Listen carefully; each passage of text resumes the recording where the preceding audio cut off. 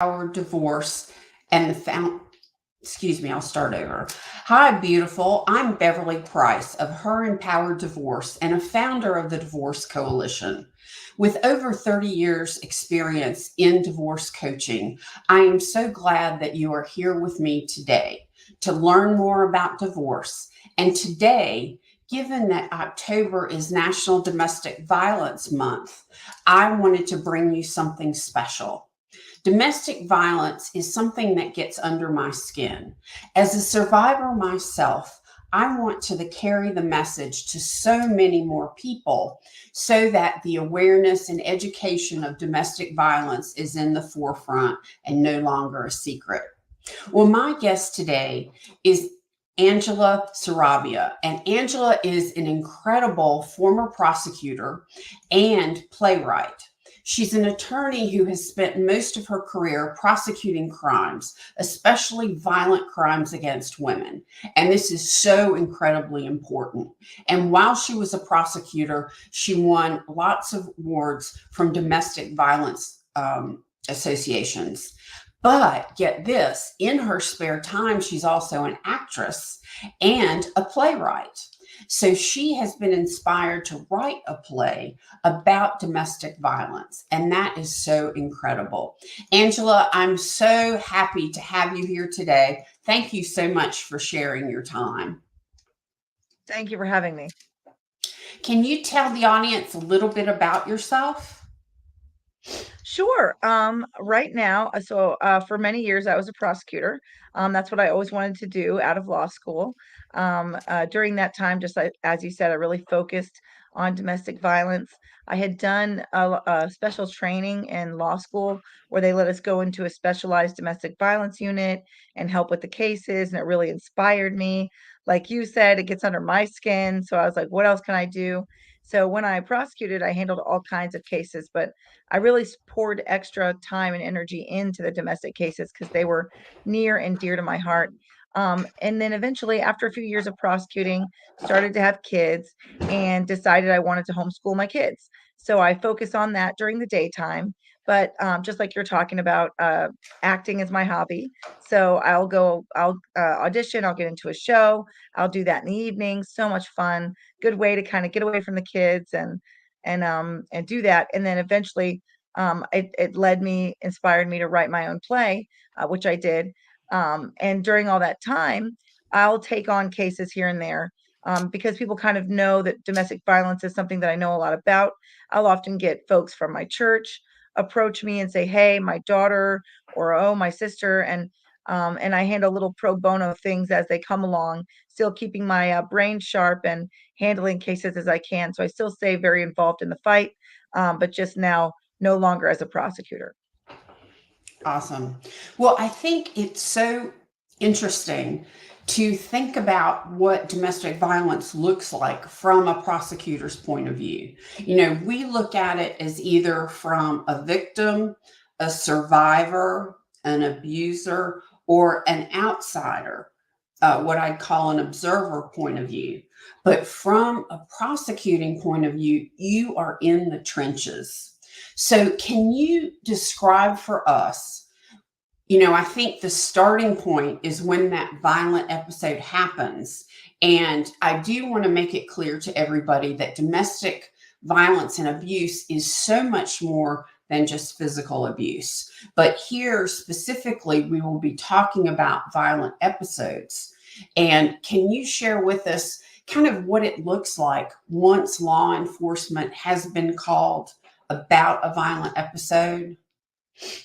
Yes. So after law enforcement has been called, they will attempt to gather any information they can to figure out, first of all, whether or not a crime has occurred. Sometimes the abuser has figured out that if there's a fight and law enforcement's going to be called, they'll try to call. So Mhm. regardless of who called law enforcement, uh, they'll usually try to figure out who the primary aggressor is, who is the person who is been the most violent or maybe the most physical capable, who's been causing the most damage. Maybe he shoved her and he's twice her size and she kind of pushed him away, and then he slapped her and she kind of whacked his arm. law enforcement might determine, okay, he's the primary aggressor here. He's the one bringing it on, doing the most damage. But either way, once that primary aggressor is determined and all the evidence is gathered, and this can involve taking photographs, taking witness statements. Sometimes if the event occurs in front of an independent witness, that person is interviewed about what occurred. And then the primary aggressor is arrested and taken to jail. For domestic violence cases, normally anybody arrested for a crime gets to pay bail money and get out. But for domestic violence cases, they're held all the way until 12 or 24 hours to give that victim time, if she'd like to gather belongings and get to a safe location. They can't bond out right away, but then they do almost all pay bond money, get out of jail, and then wait to receive word about when court hearings will begin. Wow. So, do you think, from the law enforcement point of view, when they're called, how difficult a decision is it, or an analysis is it, of who's the aggressor, and kind of a take on what's going on? Do you think that's real difficult, or is usually pretty obvious? No, it's very difficult. So, Okay. it is typically the case that there's a lot going on in a case of domestic violence. There's often a lot going on. Most Both of the parties may be consuming alcohol. One party may be extremely upset. Oftentimes, this is something that tripped up law enforcement in early days back in the 1950s. They'd come to interview the parties, and she would just be hysterical, upset, not making sense, whereas he would be cool as a cucumber, totally calm, because he had sort of gotten the upper hand in the situation. Now, law enforcement receives special training on domestic violence. They understand some of those dynamics involved, but it can be extremely difficult. Oftentimes, if the victim's been through some kind of trauma, she may tell the details, not really in the order of events of what happened from moment to moment. She may tell it as the most important thing first, and then go back, and then skip things, and then go back. So oftentimes, kind of untangling what exactly occurred is very difficult. And then fitting those occurrences into what crimes to charge the assailant with can be difficult. So oftentimes, once the arrest is made, the whole file will go to a prosecutor, and that prosecutor will take a close look at the circumstances and really look at the law and determine, okay, what are the proper and appropriate charges that should be laid here? And it may be different from whatever law enforcement initially decided, but determining that primary aggressor is very hard. But law enforcement can't arrest both parties because we need somebody to testify here. So that primary aggressor does need to be determined. Now, when police are called and there is an arrest, that is a criminal charge, correct? So it doesn't matter if the victim decides to prosecute or not, correct? They're going to be charged. But That's so right. can the So victim change their mind? that's a good question. It's complicated. Once law enforcement officials are made aware of facts and circumstances that lead them to believe a crime has occurred, their duty is to arrest and charge the individual with the crime, technically. So even if a victim says, "Well, I don't want him arrested," if they determine a crime has occurred, they are to arrest in any case, regardless. Now, if the crime is very minor, let's say somebody kind of shoved somebody out of the way, and the victim says, they don't really want this to go that far as to get somebody arrested. Law enforcement does have a little bit of discretion there. But if something serious has occurred and there's an injury, they're almost certainly going to arrest. And then once that case has been initiated and it gets to the prosecutor, same thing. Prosecutor does have a little discretion, if the injuries are minor, if there's other circumstances going on, and the victim doesn't want to cooperate. Sometimes a prosecutor can listen to that, but in most cases, where it's clear a crime has occurred, it's clear that the victim has been injured, the prosecutor is going to go forward, and it's not up to the victim anymore. And the victim is just a witness in the prosecutor's case. So a prosecutor is going to want to hear what a victim has to say, but ultimately will need to do what's best for society when there's a criminal charge. Absolutely. Now, when you see victims, do they cross economic, educational, geographic, age, or is there a predominant group that tends to be victimized? That's a great question. I mean, it is everybody and anybody. It is cutting across every socioeconomic status, every race and ethnicity. Um, you may see the case that it's less often that wealthier individuals call law enforcement because they may have other family, friends, other means of escaping a situation.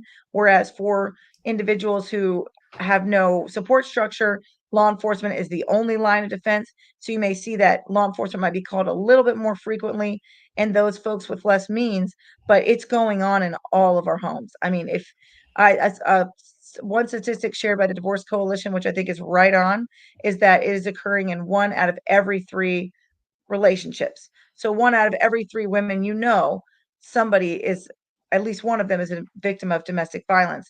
They may have become a victim and never called law enforcement, but that is how often this is occurring. And it's happening in not only every socioeconomic status, but every faith tradition, every profession. So you may hear a victim disclose to you that her significant other has been violent. And you might say, well, gee, he's a doctor. I wouldn't think that a doctor but it really is it really cuts across everything because it's a pattern of abuse related to the batterer. So batterers come from every walk of life. So victims come from every walk of life. Can you tell us a little bit about the differences in the court system that would handle a domestic violence case versus the court system that would handle a divorce? Yes. Divorces are so common now. If you haven't been divorced, you know somebody who has. So it's kind of a Hmm. system we're all familiar with. We've seen, it basically a divorce is in the civil law system. That's the system that handles any dispute between 2 individuals.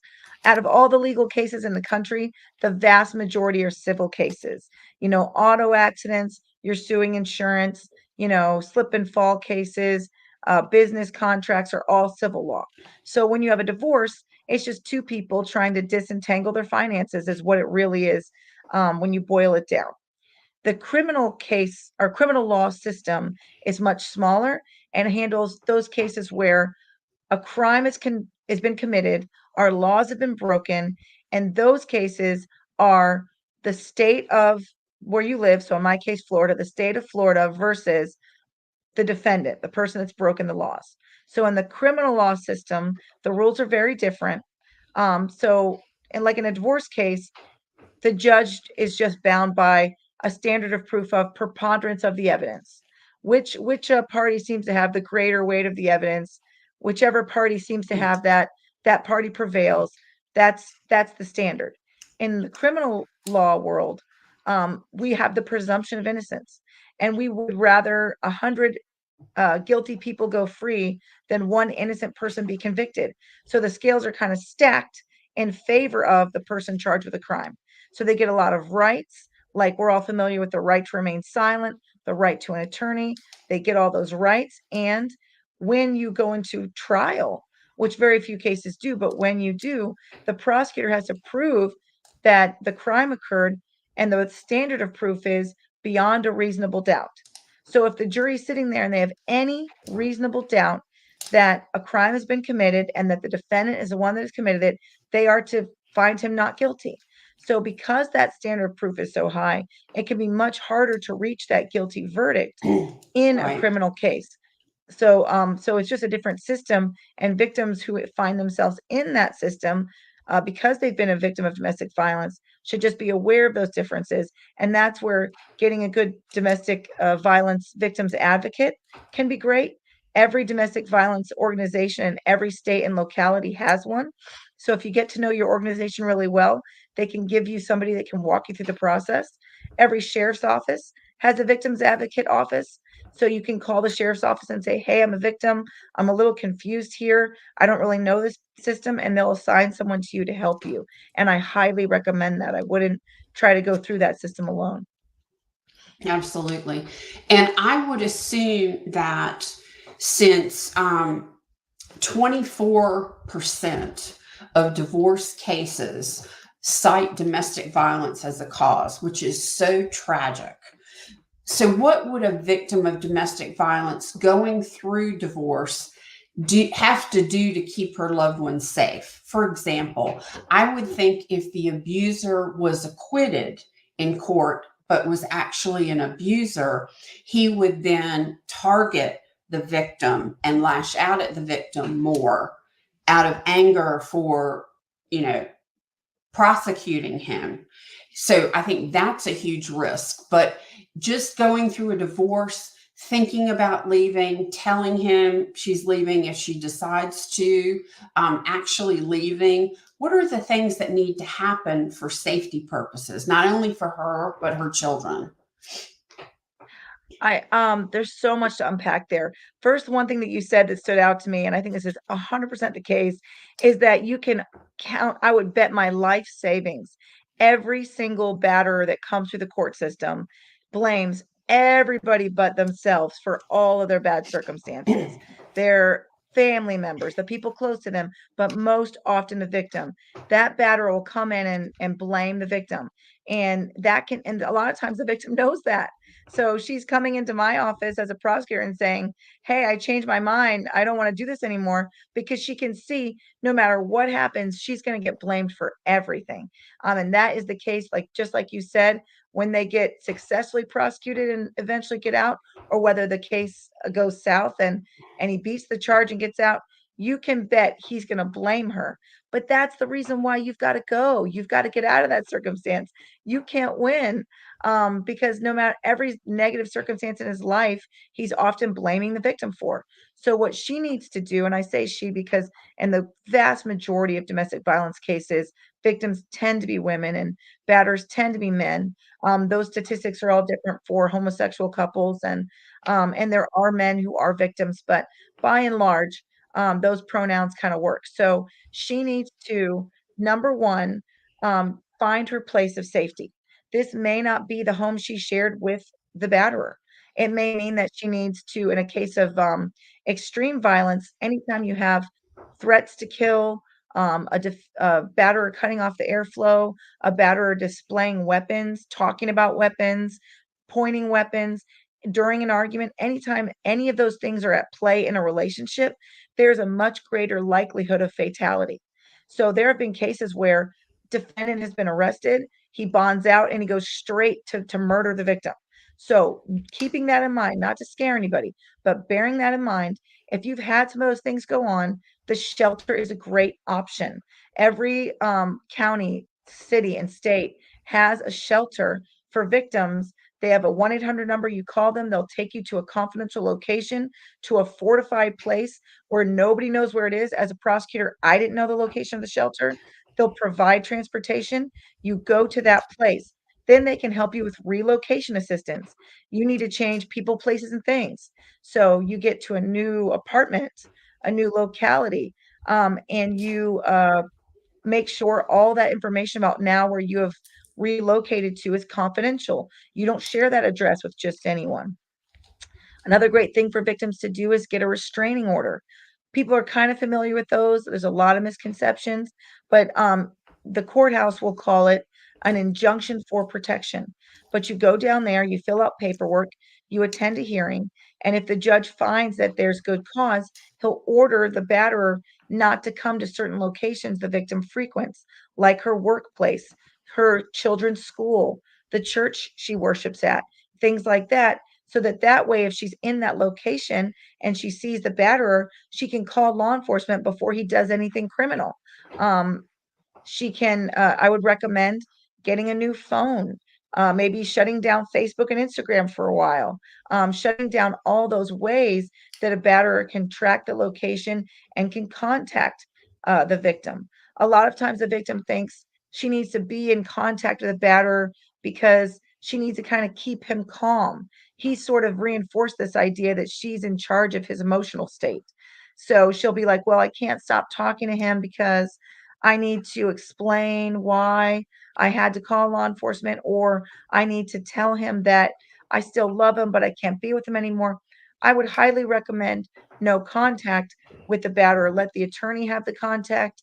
If there's a criminal case, the judge will often order no contact as a condition of release. So the batterer really shouldn't be in contact with the victim, or he could risk violating his pre-release conditions and he'll go back to jail. So all of those things are critical for victims to stay safe. Tell family and friends that you've gotten that injunction, make them aware of it. So if they see the batterer driving by the kids' school, or they see the batterer at the church, they can help notify law enforcement. The community can come alongside the victim to keep them safe.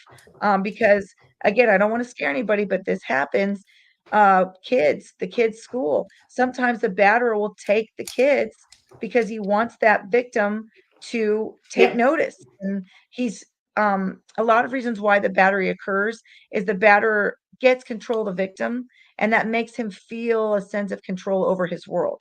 So when the Right. victim leaves and cuts off all contact, the batterer starts to feel that feeling of everything's out of my control Out now. of control. Starts Yeah. to release it. And in order to get that sense of control back, they may grab the kids because, of course, the victim's going to call if I've got the kids. So, um, a lot of times victims would say to me, well, he's a good dad, he'd never hurt them. But the truth is, if getting a hold of them and scaring them is the way to get that victim back under control, that may be something that the batterer may do. So that safety should be at first and foremost on the victim's mind, not just for herself, but for her children and her loved ones. Absolutely. I have seen some statistics that show that the rate of people that leave an abuser without a safety plan have an incredibly high rate of being murdered. And again, we don't want to scare people, but we want them to face the reality that domestic violence, 99 times out of 100, will escalate rather than de escalate. Is that how you see it? Oh my gosh, that's such a great point, and it's exactly right. So for whatever reason, the mechanics of this are, you've got a cycle. So there'll be a violent incident, then there'll be a time of calm, a little honeymoon phase where the batterer is sorry. He says it's never going to happen again, but then the violence will happen again, and it just tends to repeat on a cycle. Every cycle's different. So some victims say this only happens once a year around the holidays, or for some victims, it's once a week, but it Mhm. tends to be the case that as the relationship goes forward, the cycle becomes shorter. So if it started out as once a year, it becomes once every 6 months, then once every month, and the violence escalates. So if it begins with pushing, slapping, then he gets away with that. He sees that she's not going to leave. It escalates to punching, hurting, cutting off that airflow. Bones get broken. Every time the victim stays, and the batter sees that she's going to stay, then that violence tends to go up and up and up. So oftentimes I would tell the victim, you've got to get out. I know you think you can manage this because right now you are managing this, but it will get worse. And when it does, you don't know the day that sometimes today's the Right. day. The batterer loses his job, the substance abuse, he can't get a hold of it, and he just decides he's going to end his life and end the victim's life too. You don't know when that's going to happen, but you do know you can count on it that the violence will escalate. I can specifically recall a victim who came into me. She had a injured eye, really bad. She said she wanted to drop the charges. I refused, but ultimately she stopped coming to the court hearing. The case got tanked, but I told her, I said, you will be back. And sure enough, 6 months later, she was in there with a broken finger. And I said, welcome back. It will happen again. It will get worse. And you don't want to suffer those consequences. It's time to exit the situation now while you still can before it escalates to a point where you're really very injured, or God forbid, one of your children are, there's something permanent that happens that you have to live with the consequences of for the rest of your life. Absolutely. And it's sad that so many times that abuser will use or harm the children as a revenge tactic against the victim. It's so sad. I've also heard that almost 100% of abusers are narcissists, thinking only of themselves without the capacity of others. Now, not all narcissists are abusers, but if you also think about the frame of mind, the personality disorder, I think that also gives you an indication of that abuser can't look at themselves honestly. You know, in many cases, as you said, blames the victim for the abuse and can't look at their part in it. That's right. I think one reason why we all get tripped up by narcissists is all the normal tools we use in relationships that work well with other normal relationships just don't work in a relationship with a narcissist. For example, I have great friendships.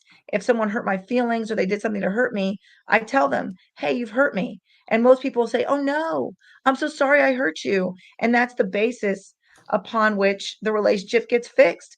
But you tell a narcissist, "You're hurting me," and they're like, "And?" Because they tend to lack empathy. And I mean, I've not seen the statistics and I'm not a therapist, but I would say just from sitting behind counsel table, I did notice a high proportion of narcissists in that group of batterers who are coming into court. They tend to think of the world as them at the center. They tend to think as nothing is their fault. They tend to totally lack empathy for all of the harm they've caused, even past sentencing. You'll see a narcissist come up there and he's been found guilty of domestic violence. We've heard from the victim, and the judge will give an opportunity to the defendant to say what he wants to say before he gets sentenced. And oftentimes, a narcissist will focus on, "Poor me. I had a bad upbringing. This isn't Mhm. fair what happened to me," and won't have a spare thought for the victim and what he's caused for her. So, what I would say about that is if you've identified that you're in an abusive relationship and you've identified that probably narcissist is going on, and you can look online, all the factors are out there to look at, I would say get out. There's nothing, almost nothing you can do to convince a Right. narcissist that the violence needs to stop. Because let's face it, this is going to sound silly to say, but violence works. It's Mhm. a tool that works. And a narcissist is not going to stop using a tool that works. What he wants is he wants control. Violence gives him control. So he's not going to stop using it in a relationship when it's working so well. Um, and a lot of times, what causes somebody to be a narcissist, they're oftentimes they've been through something bad.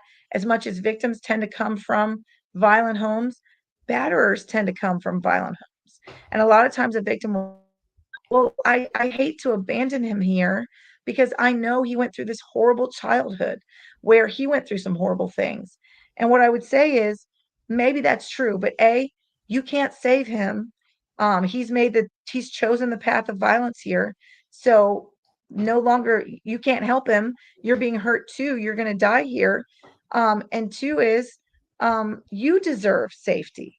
As much as you feel Mhm. bad for that batterer, you got to think about yourself here. You deserve to feel safe in your own home. Someone's got to, as you're trying to care for this narcissist, no one is caring for you. So, if once you've determined that that's the case, the only option left to you is escaping that relationship and getting to a place of safety. Absolutely. Now, I've heard that it takes a woman about 7 times, 7 tries before she actually leaves the abuser. What do you think kind of is the underlying factors going on in that? I think because oftentimes victims they can tend to be codependent. They want to fix the problems of the people around them. They blame themselves for the issues going on around them, and the narcissist will select somebody who tends to enable the violent behavior, usually out of kind-hearted reasons. A true victim ends up getting caught up in that cycle. They want to help the batterer. They feel responsible for the batterer, but every act of violence tends to make them feel more and more worthless and more helpless. And they tend to look at the batterer as a source, as much as the batterer is a source of violence and uncertainty, the batterer is also a source of financial support and emotional support in their own shallow way. And so once the victim tries to leave the first time, she starts to feel that she's missing those things about the batterer that she loves. And violence, though terrible, is not the worst thing. Financial insecurity is horrible. Feeling alone in the world is horrible. So oftentimes she'll go back to the relationship because she wants all the other things that the relationship provided. She just doesn't want the violence. And the whole time, the batterer is lying to her and saying, it's going to change. I'm going to quit Mhm. drinking. I'm going to stop. But I have seen people stop drinking, and there's great programs out there for that. My mom has been sober for over 15 years. It happens, but I've Mhm. never seen somebody stop the violence. Once that's Right. their go-to in a relationship, that will not change. I've never seen anybody be cured of that. So a victim has got to get out. She tends to know in the back of her mind that it will be more dangerous for her if she leaves. And the statistics are that it is the most dangerous time. When victims do get murdered, it often is because the batterer has realized she's leaving for good this time. And Mhm. so that is not a reason to stay, but that is a reason, like you said, to get a safety plan. Don't just run out the door screaming. Maybe line up some documents, place a call to a shelter, have a couple of family members and friends that the batterer doesn't know that you can go to their location. So that way, when he gets the divorce papers or when he gets served with a restraining order, you're not anywhere where he knows where you are. So all of those safety things that you're putting in place help you so that if and when you know you're leaving for good, you don't have to worry about your physical safety when you do that. And also, don't tell him you're leaving before you leave, Absolutely. because that's, we talk about, don't tell him you're when you're physically leaving, but if you tell him, that's as big a warning time as any, right? Absolutely. We tend to, everybody makes decisions differently. A lot of times we follow our heart, we follow our emotions. When it's time to exit a violent relationship, we got to turn off the emotions, turn off the heart, and listen only to the head. Think strategically. Um, a lot of times we threaten things in relationships because we're not going to do them, right? I'm not putting up with this is the first thing we say before we put up with something. So if you tell a batter, I'm going to leave, probably you're not. When it's time to go, you need to not tell him anything. Start hiding money, getting money set aside, get that separate bank account, put some money in it, because you can count on it. As soon as he realizes you're going, he's going to use all the tools he's been using the whole relationship. If he's been using the finances as a way to keep you under control by not letting you spend and by hiding, turning off the credit cards, that's the first thing he's going to do when you run out the door. So the good thing about victims, one good thing in your favor is you know him, you know what he does, you know the playbook he tends to use. You just expect all that and plan for it. So absolutely do not tell him or anyone close to him. Um, you can count on it. Batterer's mom is going to be on Batterer's side. That is Mhm. 99.9%. You can count on it. Right. That is her baby boy. She does not want to believe she's raised somebody capable of violence. So if he tells her he didn't do it, she's going to believe him. So even though maybe a mother-in-law has been a confidant, Batterer's sister has been somebody that you've complained to, all of these people are going to take his side. Please don't tell them what you're planning, even if they've been part of your social support. It's time to focus on your support people that aren't connected to the batterer and trust them, listen to them, and call on them for help. Exactly. And don't listen to anyone that tells you should stay. That is so Absolutely. huge, and I hate saying this, I'm a Christian, I go to a lovely Christian church. Every faith tradition has, well-meaning people. It's not just Christians, there's, people in every faith tradition who like to see marriage succeed, and they know that, marriage is God ordained, and they don't want to see a marriage fall apart. And they may not realize how dangerous violence is. And they may counsel a victim, hey, we need to try to save this marriage and work this out. I would say, think about violence as a specialty, a specialized thing. Just like I wouldn't proceed to go on a plane and tell the pilot how to do his job. I trust the Right. professional, to do what he needs to do. Same thing with a relationship with violence. Go to the violence professionals. So maybe an attorney who's handled cases involving violence, your local domestic violence organization. Violence tends to follow certain patterns, and your violence professionals will know how to keep safe and what to do. Your Never trust anybody who hears that violence has occurred and has told you to stay, because that person may not understand the kind of danger you're in. You want to listen to Exactly. professionals who deal with violence all the time, who are going to help you stay safe. Angela, could you quickly, before we wrap up, tell everybody about your play? Oh, okay. Thanks for mentioning that. So, during the pandemic, I always would run off to the theater. That's my place that I get my creative energy out, that I really get to feel fulfilled. But during the pandemic, there was no theater going on, so I started to write, and it just came out because I'd had so much experience with the power and control dynamics that are present in a violent relationship. Through my work as a prosecutor, I started to write about that. So I created this story about, it's not about domestic violence. So it's about violence between strangers. But this 40-year-old woman comes to work on a Saturday, and she encounters these two criminals who are breaking into the safe at her workplace. And so they're trying to keep her under control. They're trying to get her to tell them the combination to the safe. They're trying to get her to do certain things. So, and she's trying to manipulate them into fighting amongst themselves so she can escape. So it's about all these different ways that we tend to use and manipulate in relationship. It's kind of a psychological thriller. It has a great ending, and it is about the whole time the 40-year-old main character here is focused on the family members that love her, that need her, that she's got to get back um, to to escape. And so that's what motivates her to get out. And so it sort of takes on all that interesting stuff I've learned. And as an actress, I got really tired of playing the damsel in distress, the mean ex wife or the ditzy love interest. And I wanted to play a character that drove the plot, who rescued herself. So you can see that website down there. If you go to that, you can see this cool 2-minute trailer we shot that's action packed, that kind of shows off the story. You can watch a whole full production we did of the play. You can get in contact with me if you're interested in bringing the play to your theater. But it's just a great way. I had survivors of violence come up to me after we did the show and say, that spoke to me. That is exactly how it felt. That is exactly how I got out.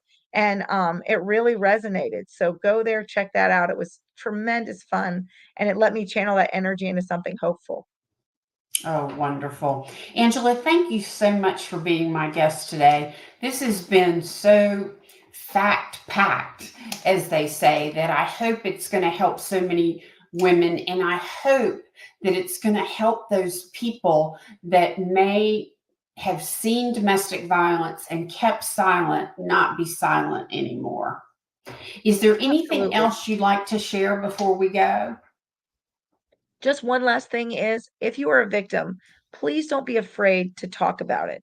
A lot of times we're hiding it, either because we feel like we're going to be judged, we feel like people aren't going to understand, we don't want to upset anyone, and we think it's our responsibility to keep it a secret. And maybe the batters told us that. But I have to say, when you raise your voice and you talk to other people about it, because it's so common, they will be like, oh my gosh, that happened to me. Or, oh my gosh, I that happened to my mom or my sister. Don't be afraid to speak up. You are going to be surrounded by so much more support than you think you are. Like I said, go to that website, email me. I get emails all the time. I love it.